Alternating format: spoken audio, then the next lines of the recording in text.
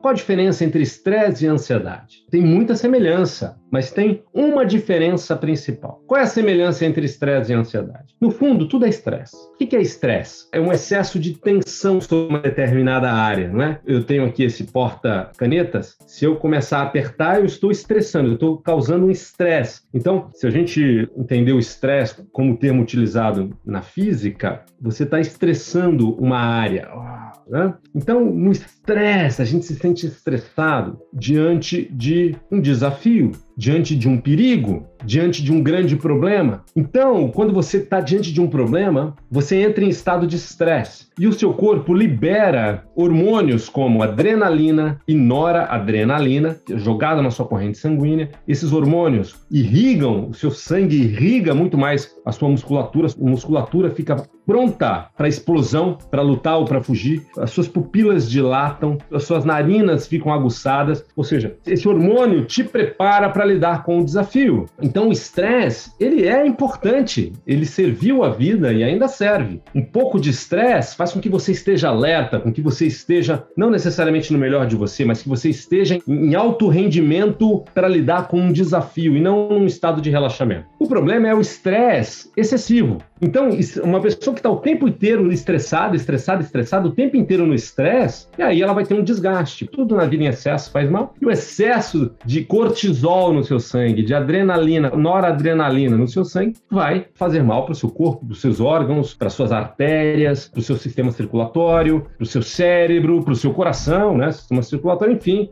Tudo descanso em excesso faz mal, estresse em excesso faz mal, e é isso aí. A ansiedade é quando você se estressa diante de um fator estressor real. Você não está diante de um bandido, de um oponente, diante de uma discussão de trabalho, diante de um desentendimento conjugal. Você não está diante de um elemento estressor, você não está ali diante de um elemento estressor real. Você está diante de elementos imaginados. Então a ansiedade é o estresse criado a partir daquilo que você projeta, você imagina. Então você imagina algo e aí você fica ansioso. Para sua mente é como se aquilo fosse verdade, como se fosse realidade. O corpo não distingue muito bem a diferença entre o imaginar e o real e o palpável. Se você imaginar chupar um limão, você vai salivar. É ou não é? Quantas vezes você já não pensou numa comida e deu água na boca? Ou quantas vezes você não se lembrou de alguém e deu raiva? Ou quantas vezes você não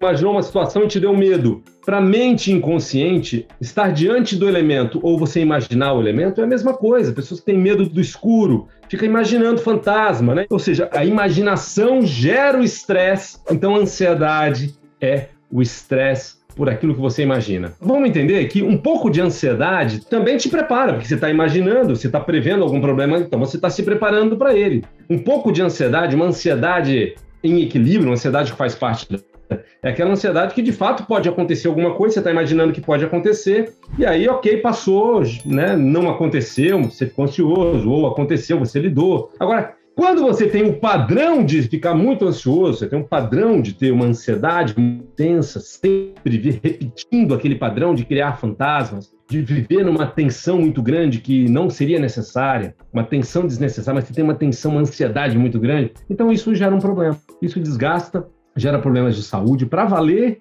enfim, acelera quadros de infarto, de AVC, acelera processos de depressão, também ansiedade intensa. Então, a ansiedade em excesso faz mal. Agora, um pouquinho de ansiedade faz bem, né? Uma ansiedade, por exemplo, você vai assistir um jogo, você está assistindo um campeonato lá, um jogo de futebol ou qualquer outro esporte olímpico, você está ali assistindo aquela final do campeonato e você fica naquela ansiedade. Então, um pouquinho de ansiedade é até gostoso, ansiedade de bater uma meta. Você tem uma meta para bater e você tem um pouquinho de ansiedade querendo bater essa meta. Uhul!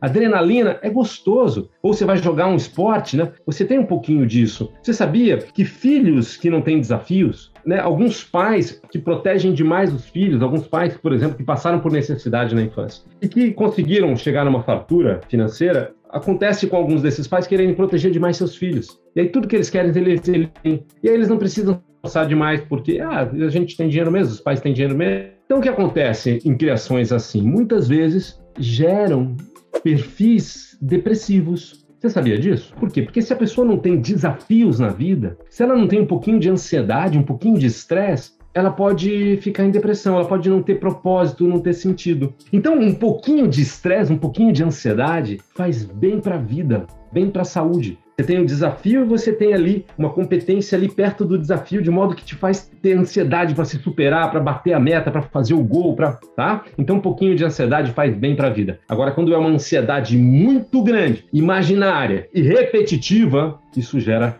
sérios problemas de saúde. Medicamento para ansiedade vai fazer o quê? Vai aliviar o sintoma, não vai resolver a causa. Como um medicamento para depressão, vai aliviar a tristeza, o sintoma, não vai resolver a causa. Né? Então, se você está tomando remédio, você precisa também resolver a causa. E aí, ao resolver a causa, naturalmente, você vai poder não necessitar mais do remédio.